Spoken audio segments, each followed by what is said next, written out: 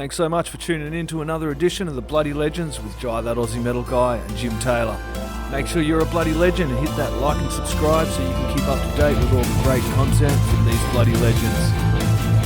Okay then, g'day, how you all going? It's Jai That Aussie Metal Guy here with Crank.com and with Cranium Radio tonight, wherever you are. It's a great pleasure that I'm getting to have a chat with Stephen, aka Ven of Venrez, chat about their latest single, Sip the Cup, which is an absolute ripper. I did share that the other day, but really keen to find out about more of you as a musician, because I know you have been around for quite a while. I think first album was Witch's Brew. So thank you. Yeah. Well, I kind of started the band as a hobby, and a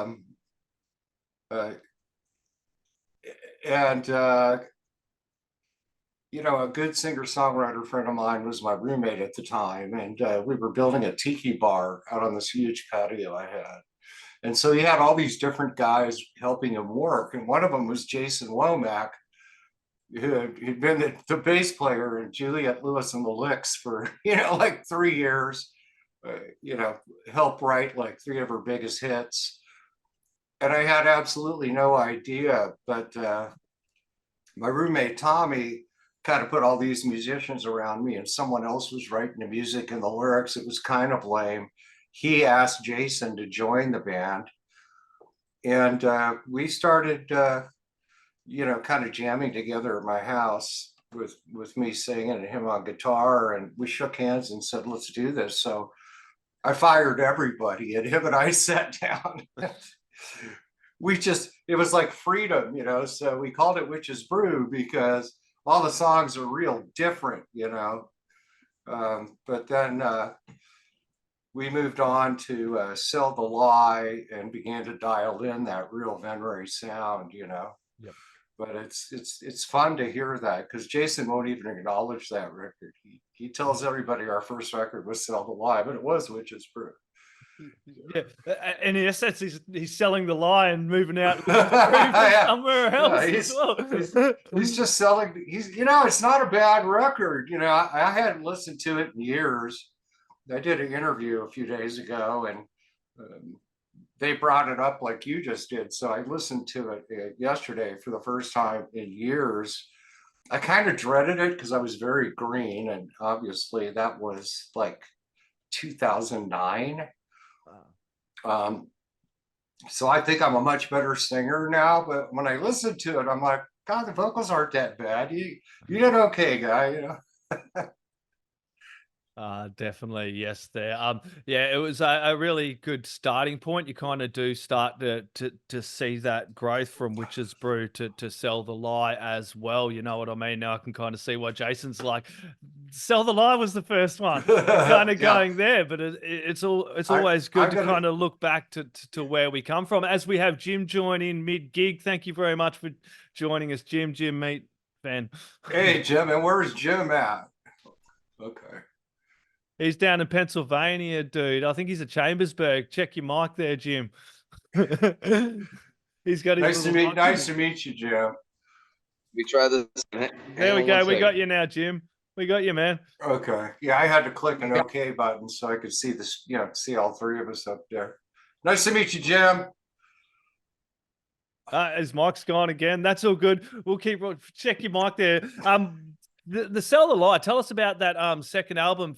But also, I want to ask you first before I jump into that. Was this your first project singing vocally? Like, you know what I mean? Like, because that wasn't it's like 14 years ago. Well, what happened was, back when I was like 17 years old, my dad was a hootie tootie cardiologist, and I was growing up in some rich kid area, and in the San Fernando Valley of Los Angeles, and the guitar player was a good friend of mine, and we had another friend who played bass, and there was some rich kid who had a basement rehearsal studio that played drums.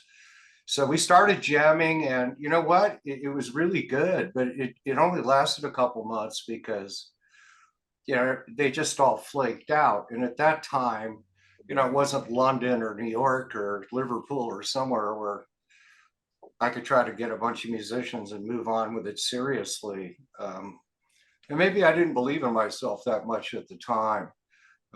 And so much later in life, when I hooked up with Jason Womack and we put a band together, that was the first time I ever really, these records are the first time I ever really sang, on that level. Okay, we got you that time, Jim.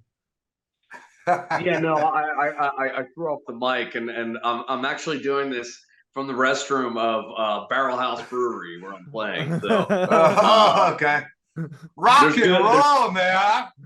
Sir, I try. I love it. I love it. I've done that many times on the road. Yes, sir. Have you really done interviews if you haven't done it from a toilet of a brewery somewhere? Well, sometimes, things are crazy on the tour bus and you got to go find a bathroom in the club or something, There it is. Yeah, women's room, men's room, whatever's convenient. Whatever's convenient. So what was that like for you, Ven, kind of stepping out? It's obviously something that you'd started at 17, and then to be able to come back to it and to be able to come back to something that you'd wanted to do for so many years, obviously a passion, and you've had that drive to kind of push through. What was that like coming back to it then? You know what? I mean? It was really thrilling, and I had great players around me, and they were like, well, hey, man, let's just write a bunch of songs and go play a show. And I'm like, no, man, I'm way too old for that shit. This is just a hobby. Yeah. So they tricked me. And, and putting yourself out there too, Ven, like a big step, you know what I mean? Well, all the guys in Juliette quit and started a band called Petty Cash. So Ed Davis had been the drummer in Juliette with Jason, my guitar player, even though he played bass in Juliette. So I had some pretty well-known, established players in the band. And so we were jamming, and they booked a show at the Key Club, which no longer exists, near the Rainbow. That's on the west side of the Rainbow. The Whiskey A Go-Go is on the right side. And I walked out on stage for the first time in my life at 10:30 to a packed house. Of course, they packed the place. And there happened to be some, booking agents there. And about a week later, the next thing I knew, I got a call and I was on tour with Alice Cooper, and we just blew up. That's really what happened. I didn't really plan for it, it just, and so 6 records later and a new record. Sip the Cup is the first single off the new record, which is called Sip the Cup. Sip the Cup's the title track. We got a 7th record. Tell us all about that single, that first single off it, and kind of what that means to you. I'm really excited about it. I decided to opt out of the option on my record contract with my last record company. Yep. They're great, but I felt they could have done more for us in our management. Bob Chaparty of Concrete Marketing out of Nashville has just done a phenomenal job. He's been with us from day one. And, he walked us into a great new record deal with Wake Up Music Rocks, which is owned by the fabulous Pepper Gomez. And, she's just doing a fabulous job with us. So, I went to Nashville and we made the new record, Sip the Cup, with producer Malcolm Springer, Tantric, Matchbox 20, Collective Soul, over 20 hit records.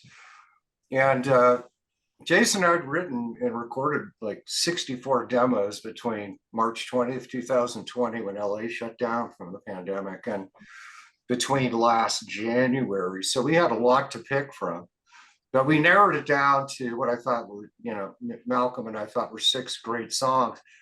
And we even sent the demos to the radio promoter, because it's the same radio promoter, that worked for the last label and is working for this label. And he actually thought was going to be the second single was the first single. But once we recorded it, I never thought Sip the Cup would be a radio single, excuse me. And after we recorded it, it was obviously the first radio single. So it's just kind of interesting how things happen. Yeah, how important is it for like for station radio? I love radio. It's definitely a format I love, but tuning into the radio and then hearing new bands and like yourself, Venrez, that must be still really important to be able to get into rotation on these massive stations over there as well. It's well, a long time ago, radio stopped creating hits. Yep. It's not like Richie Valens driving down the street. Here's the song, right? Right. Those days are over. They don't create hits anymore. They play hits. So, and you're competing as a new band on the rise like us. You're competing with real established bands on major labels with serious cash behind them. Right. And we had 5 indie records out, and we'd never been on radio until the last EP with our last record company called Purgatory Awaits. Yep. And the first radio single actually hit number 2 on the charts, and the second one hit 17. So that just blew me away, because I had no idea how it was going to be. Radio still drives everything. And so we've had proof from the last record, because we had 2 top 40 hits off a 6-song EP, actually a number 2 and a number 17. It went to radio 2 days ago, and it was the 5th most added song. And on the SMR chart, and on Mediabase, it was tied for the 3rd most added song. So I'm really curious as the weeks roll by how far up the charts it moves. Yeah, well, you need that multi kind of prong attack between radio, internet radio, YouTube, the streaming platforms as well, and then hopefully everyone gets off their fucking asses and buys physicals and merch as well, because as I do bring it up a lot, that's a huge part of being a working band and bringing out quality content. Because I mentioned it yesterday as well, and I've probably mentioned it fucking so many interviews before. It's like these days, it's the model needs to change. I was saying it was broken yesterday, Dave Perry from Fear of Water. It just feels like sometimes as an artist, you're really struggling. You work your ass off. You spend money on studio time, recording, bringing out this quality product, and then you kind of basically got to give it away, and hopefully that people support you on the back end as well, buy merch, come to your shows as well, because that's a massive part of being an artist. It feels like you've got to work twice as fucking hard, and especially in the rock scene, like doubly hard, dude. Yeah, and in the rock scene, like there's so many great classic rock bands that people forget there's so many good rock bands coming through the scene now, like yourselves, Venrez, and that they really have to support the band and get behind it on all platforms, not just the streaming. Get over like and sub on the YouTube, buy albums, buy tickets early to the shows, go up and buy merch from the bands as well. It seems like that is the lifeblood of the band. And well, if you're a new band on the rise like us, or let's say like you're an established band, with the band we toured with all summer, like Buck Cherry, no, you're not making money off selling your music, so you have to tour constantly, and you're making your money from touring and merch sales. And if you get lucky and you get a sync licensing deal, that's some really good money, where you get a song in a TV commercial or a TV show or a movie. But there's a brand new revenue stream that's going to revolutionize everything, and that's NFTs. And some bands are catching on to that, and I'm doing a lot of research on that non-fun, the token thing, non-fungible thing. I was talking to my friend Scott Page yesterday. He's a sax player. He's played with Toto and Supertramp, and he's a sax player for Pink Floyd, actually. And, Oh, wow. yeah, and we're good friends with Stephen Perkins, the drummer from Jane's Addiction. Actually, on our Jane's last Addiction. record, Yeah. yeah, on our last EP, Purgatory Awaits, my drummer was on 2 songs, but he was in France, and France wouldn't let citizens leave. So Stephen Perkins actually played drums on 4 of the 6 songs of our last EP, Purgatory Awaits. But Scott,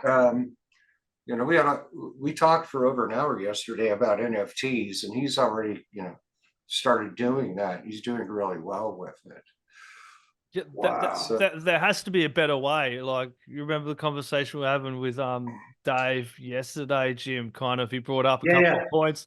It's funny how we can have these conversations, Ben, with someone, and then points spring up. You did hit up a couple of points about being a better way, getting your music onto like movies, TVs, like you got Netflix and all these streaming platforms, and then maybe have the money coming back on licensing and owning that, and then when you use the music, that's where the big money is. Yeah, I mean, I forget that female artist, but she had been dead for about 3 years, and then there's that big I think it's on Netflix, like the biggest show on streaming television in America, Stranger Things, and she got a song on that show and just blew up through the roof. I mean, Guns N' Roses are getting almost Kate Bush.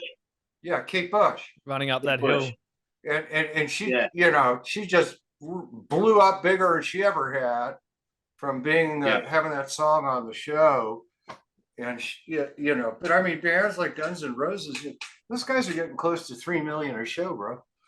Yeah, and not being like knocking Guns N' Roses. I love Slash; she's unreal. But I'd rather see like bands like yourself and the rock bands that are coming through now, because there's so much energy, so much drive, so much passion in it, and you can kind of see the scene growing. And it's what I want to see. There's nothing wrong with having your old Cold Chisel or your old tapes from 40 years ago still cranking, but checking out the rock scene now is where it's at, helping drive it and push it forward, because it does my head in, and I'm sure it does your guys' heads in when you hear people go, "Oh, rock is dead." It's just, you're lazy. There's so much out there. You just, I don't know. Well, I think rock's in it. Malcolm Springer said it best. We were having a talk when I was doing my vocals, and he said, rock's in a depression, and there hasn't been a baritone like you since the Doors, And he's like, maybe you guys can help end the depression.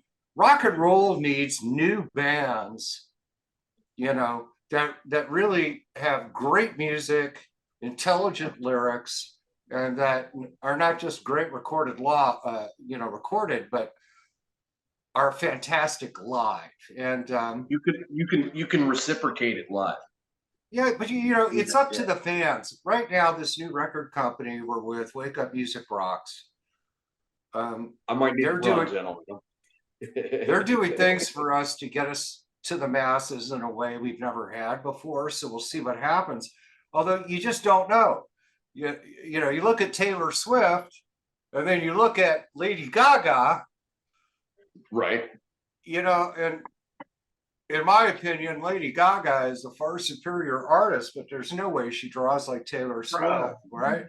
So you just don't know what's going to happen. You just never know. Right. Yeah, Taylor Swift, she is everywhere at the moment, isn't she? She's definitely done something right with the marketing, but you hit the nail on the head there. Lady Gaga, much more superior artist as well. I'm pretty keen though, Van, who are some of the people that have kind of, influenced and inspired you to be the musician you are? Yeah, well, Jason writes the music, and I write the lyrics.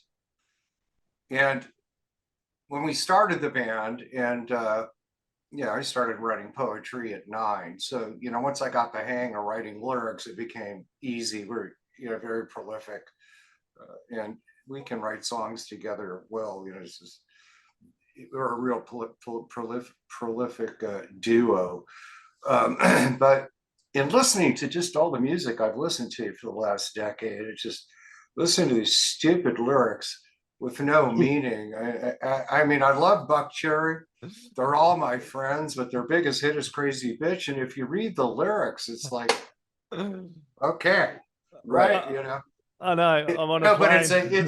it's a hit. So I was really influenced as a lyricist songwriter by John Lennon and Bob Dylan the most, and also Jim Morrison. Um, and I think that you know, John Lennon and Bob Dylan, you know, they really talked about current things, no matter how good or bad they were. And I just don't see people doing that other than myself at the moment. You know, maybe they're too scared to, but I really don't care. You know, I mean, someone's got to talk about things. And in this cancel culture in our country today, and I know Australia's got their own issues too, you know, you have to be really careful. So I just deliver it through the songs, you know. And I don't know why Bob Dylan stopped, because I think what's going on now is as crazy as what was going on back in the 60s. I don't know, who knows? Maybe they told him, you know, if you write any more stuff like that, you're gonna say hello to John Lennon very quickly. Something must have happened. I really don't know, but you know what? I'm fearless. I really don't care. Somebody's got to write pertinent lyrics, and on this record, you know, there's a track called War Machine, because I detest war, and with, you know, we have a couple really bad wars going on right now in the Middle East and Russia and Ukraine, and you know, War Machine is my you know, my statement. And every record I take a shot at government and tyranny, every single record, but War Machine, you know, is what I have to say about it, because you know, whether you like Joe Biden or Donald Trump, I don't really care for either one of them. I'm not a super political kind of guy, although for the first time in like 3 or 4 decades, we had no war under Trump for 4 years, right? So I guess the Lizard Kings got pissed off about the money. Think about how much money is made from war, you know. There's got to be better options for you guys over there too. I'm sorry we got to be all you brought it up. As an outsider looking in, it's like, what the fuck is going on over there, man? Like, seriously, there's nobody better to run the country. It feels like it's your vote fucking counts. You got some electoral college that's fucking running things anyway, and you got to have so many votes per state, and it just seems like there's got to be somebody better, or there's got to be a better system.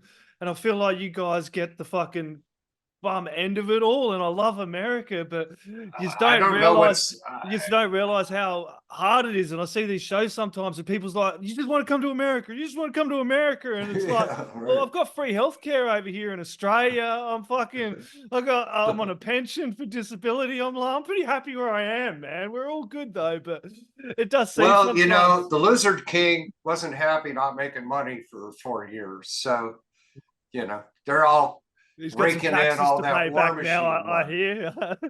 Yeah, so you know, like one line from that song is, you know, fire up the furnaces, churn out metal wings. Time has come to feed the war machine, right?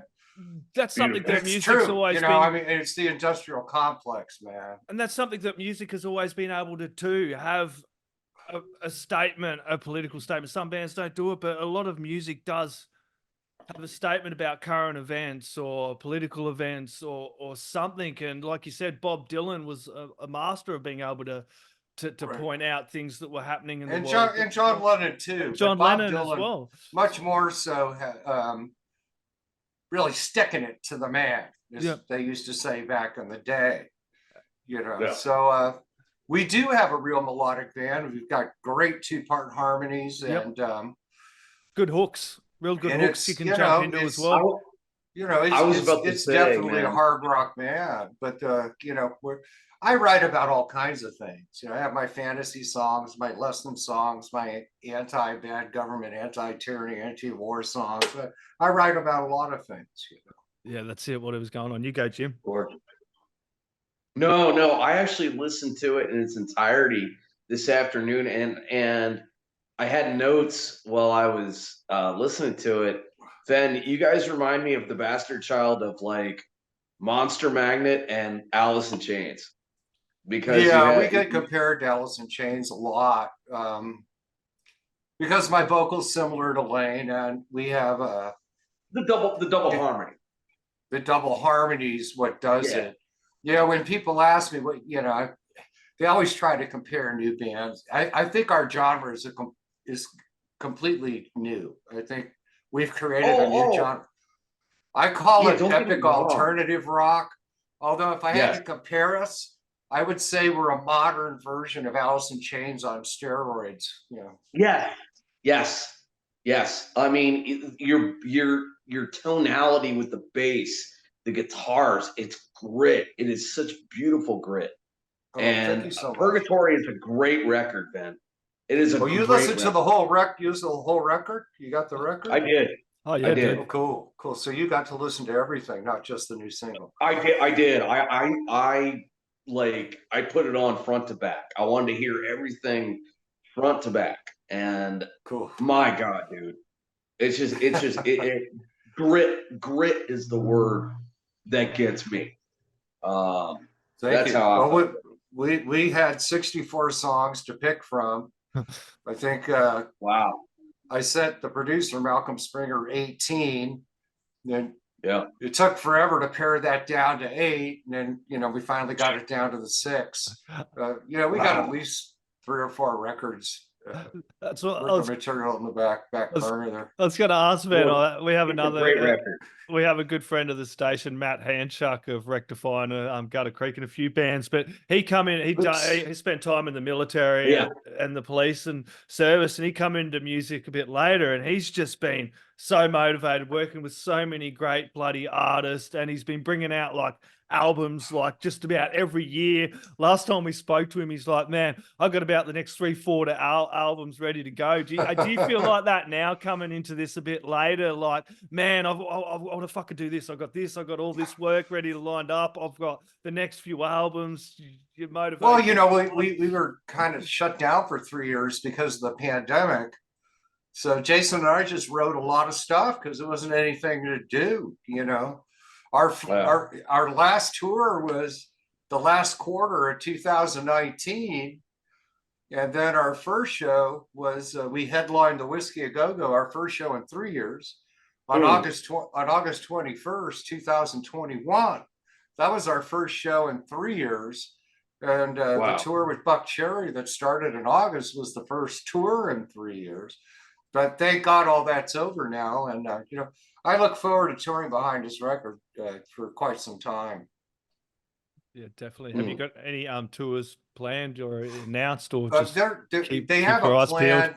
Yeah, they're going to release singles till the tour is booked. It's probably June, so we'll be touring the USA over the summer, and then probably October, November we'll go to Europe. Yeah, nice.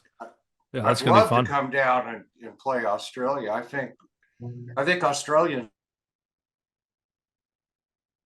would love us. No doubt. We haven't had an opportunity yet. We're not on radio there. No one there really knows who we are. Yeah, definitely. Hopefully that day will come, because Australia is a great country for rock and roll. The fans are awesome, and I think we'll get there into South America eventually, but it may take another year or 2 before it happens. We'll just have to see what God planned on all of that. But management and the record company are talking probably touring in June. So I don't know if they're going to release the second single and then get a tour, drop the record, and drop a third single before that, or whether the second single and record will drop before the tour. I just don't know yet. It's too soon to tell, to know. Yeah, leave it in the good hands of Wake Up Music Rocks, I suppose, to handle all that. You just keep creating the great rock music there. That's for sure, Van. Well, thank you. I'm glad you like us. Okay. Now, Jim, did you want to chuck in anything else, mate, before you go back to your gig? No, I'm great. No, it's been great, brother. I was standing for a while, so playing a little slide mandolin tonight. I feel like Dwayne Allman, so it's been a good night. I love Pennsylvania, man. I mean, yes, sir. the tour before, we were out the whole last quarter, and we played Jurgles. Isn't that like near Pittsburgh or something like that? Yeah, I'm toward the center of the state. I'm around Gettysburg. So like I'm about an hour 40 outside Baltimore, so I'm like central PA. But I'm near like Harrisburg. There's a real famous club in Pittsburgh called Jurgles, and that's where everybody plays, you know. Oh, cool. And the fans were awesome. And yeah, you know, it's very close to the Rock and Roll Hall of Fame. You know, we had a day off before the show. So we all went to the Rock and Roll Hall of Fame and checked that out, which was pretty cool. That's awesome. Oh, that's so cool. You got a gig tonight, man. What do you play? Tonight I play electric mandolin. Wow. That's what I'm doing tonight. Yeah. Cool. Yeah. I love that instrument. I love mandolin. Yeah, mandolin's just a great instrument. Yeah, he's also in a rock band as well. He's probably pumping himself up. Pretty good rock band called Len as well. With let's give him a plug from Infinite Staircase as well. Morgan Rose drums signed to Morgan's label as well. Man, not me. Awesome. Could be about all of us. It's okay, man. Let's share the wealth. That's it. Share the love. Everybody share the love as well. When it comes to Venrez, go check out their music. Plugs. Where's the best place people can support you as well, Ven? You know, again, the band is Venrez, or it's spelled Venrez, so VENREZ, theband.com. You want to go to our website and join the email list. All the links are there for the new single Sip the Cup, to watch the music video. God, it's only been out a few days and it's like right around 120,000 views, so that's doing well. Fuck yeah. That's beautiful, man. And then, of course, you know, on Instagram, we are Venrez, VENREZ on Instagram, Venrez21 on Twitter. And those are the best places to really check us out. Of course, Sip the Cup is streaming on all streaming platforms right now. You know, Deezer, Apple Music, Spotify, all of that. And it's a pretty heavy track. It came out a lot better than I thought it was. You know, Jason sent me the music, and I was trying to write lyrics to fit to it, and it took a while to make it work, and it ended up being, you know, the top track on the record, I think. And we have some stories like that. Sometimes we lose lyrics, find them, and they end up being our biggest hits. And, you know, there's just been divine intervention throughout this project. So it's kind of funny how things happen. Beautiful. That's what you want as well. Absolute ripper track there. As is all your music. Everybody go check out Venrez. Sip the Cup, crank it up really bloody loud. The neighbors are going to want to hear it. Any last words, shout outs, thank yous, or anything else you'd like to chuck in there, my friend? I want to thank all the fans of rock and roll that go and buy tickets, show up at the shows and buy merch. And I want you to know that without you, there is no rock and roll. And I think a lot of rock stars out there forget that. Because if there's no one to buy tickets and there's no one to buy your music and there's no one to buy your merch, you don't have a career. And, you know, I think that a lot of successful musicians lose sight of that. And I don't. I want to thank all of you because you are rock and roll, all you guys. That's it. Thank you so very much, everybody. Support your scene. For you. Thank you. Cheers. Cool. Oi, you know what time it is? You're tuned in listening to Dry That Aussie Metal Guy. Make sure to hit that like and subscribe button so you don't miss any of his content when it drops. And remember, stay brutal, you mad dogs. Roof.